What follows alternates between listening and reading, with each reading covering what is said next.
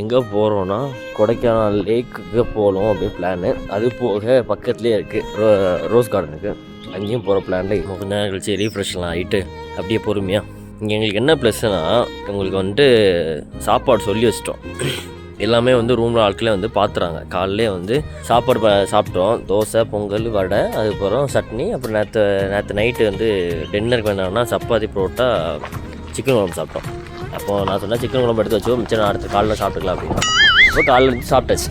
மத்தியானத்துக்கு பிரியாணி பேசியிருந்தாங்க. 1 மணிக்குள்ளே வேணும், 12 வேணும். 11 மணிக்கே பிரியாணி கொண்டு வந்துட்டாங்க. இப்போ எடுத்து வச்சுட்டு சாப்பிட்டுக்கிட்டு இப்போ அந்த லேக்கு போனோம். எங்களுக்கு பக்கம் தான், எங்களுக்கு இங்கேருந்து 1.5 கிலோமீட்டர் தான் வரும்னு நினைக்கிறேன், அவ்வளோதான். அப்புறம் அங்கே போயிட்டு ரோஸ் கார்டன் போனோம். பார்ப்போம், நம்ம ஒரு பிளான் போட்டு அது ஒன்று நடக்கும்ல.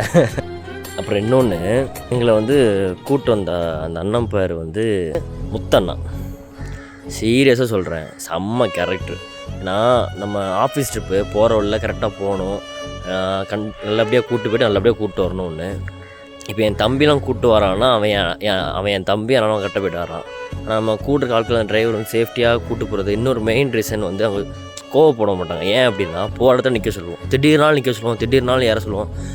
சிலவங்க கோவப்படுவாங்க, அது அவங்களோட ப்ரெஷர், அதனால் அவங்க ஒன்றும் சொல்ல முடியாது. ஆனால் இந்த அண்ணன் சொல்கிறேன் வேறு இது ப்ரொமோஷனுக்குலாம் கிடையாது. அது அந்த அண்ணன் கேரக்டர், உண்மையாக சொல்கிறேன், வேறு மாதிரி. அந்த எப்போ நிற்கணும்பாங்க, நின்றுவோம். வெளியே திடீர்னாலும் கிளம்பிடுவோம்.